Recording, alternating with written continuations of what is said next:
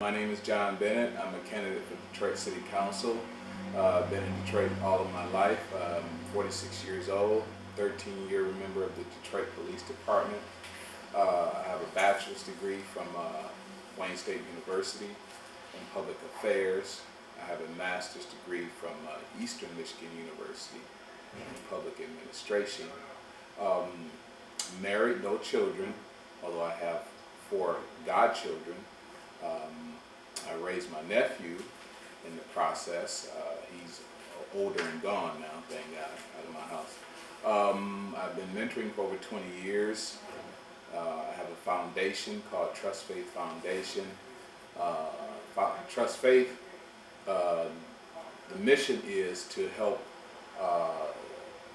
at-risk youth, those who are having struggles in their lives, be it with family or whatever it may be. It's just to be not a handout, a hand up for at-risk youth. And in addition to that, my wife added the component of helping those young people who are making the transition from high school to college and from college to the work world.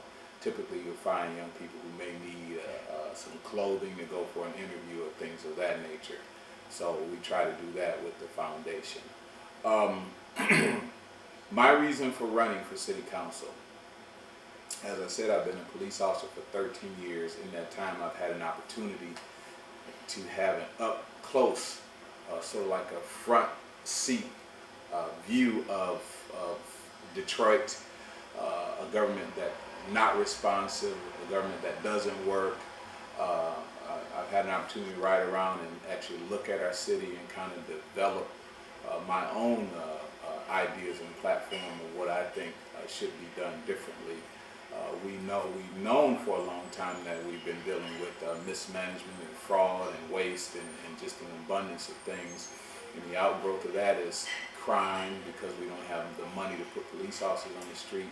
The blight is increasing. We have 80,000 vacant and abandoned homes, and I can go on and on and on and on. So it was out of that I kind of developed my ideas of what I would like to see change, and then from that, I decided to put it in motion and run for city council.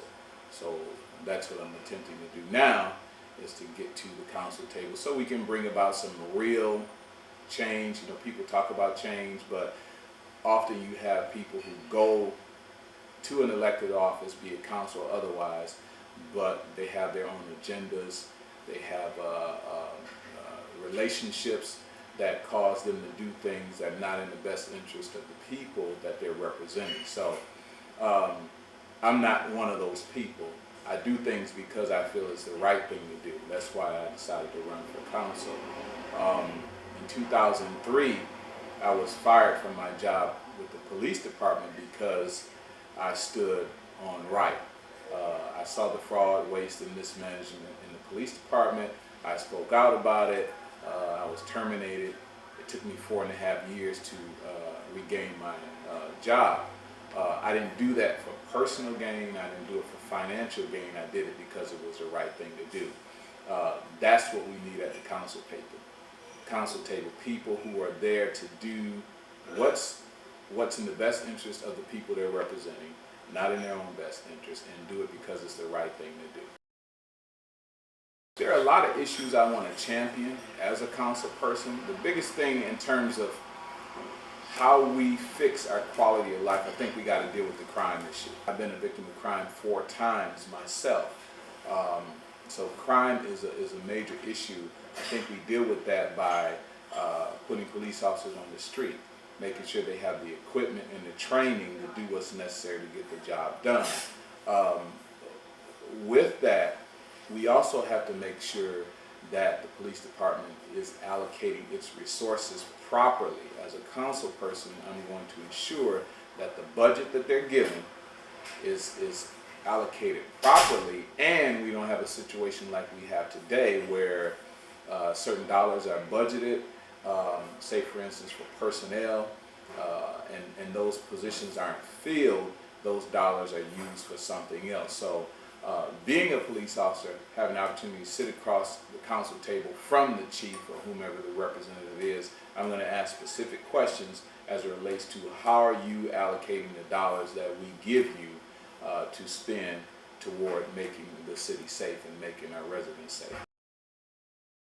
Well, you know what? We can do that very quickly right now without money by increasing our reserve unit. At one time we had 2,000 reserve officers in the city.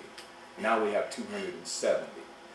Many of those reserve officers left because, from what I was told from speaking to them, they said that the regular officers didn't make them feel welcome. They were called scabs, and they made them feel unwelcome. They made them feel as if they were going to take their jobs or something.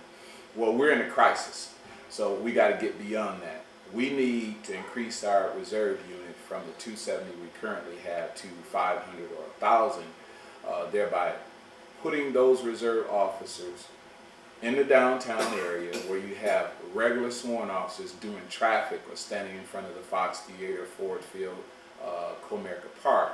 Those officers could be in the neighborhood patrolling and to make our neighbors safe, as opposed to being downtown making sure the people at Ford Field or Fox Theater, those events are safe. We need to make better use of the manpower we have. That's the first thing. Secondly, we need to make sure that we're allocating the dollars we have in our budget appropriately. I think that's important. There's a lot of conversation about moving officers from the desk to the street. For me, that's just talk, because those things have to be negotiated. There are contracts that have to be respected. So, and I don't think the unions are actually going to be willing to move those officers from jobs that have traditionally been jobs of sworn personnel. There may be some movement that's necessary, but if we're able to come to a negotiated agreement, that's one thing. But you can't force that on the officers, and you can't force it on the union. So, number 1 and 2, more reserve officers, allocating our budget appropriately so we can get those officers on the street. And that's ahead of going to Washington, D.C. and asking the president to provide more dollars so that we can help put more officers on the street. Although we've been given, at this point, I think it was $11 million for 50 officers. We need a lot more than that. Since the year 2000, we've lost over 1,000 police officers that haven't been replaced. So we're going to have to find a way to replace those officers, because the outgrowth of not having the correct number of officers on the street is there's an extreme increase in crime. The other thing I think was a faulty, a mistaken practice or idea was the whole thing of districts. I think it's a failed practice. I think we need to move away from that and back to precincts. You're giving officers a larger area to cover, but there's not the personnel to cover it. So it makes it even more difficult to service the citizens when it takes them an extended period of time to get to one location, from one location to the next. So we need to get back to the whole precinct idea and get away from the district format, because it's not working.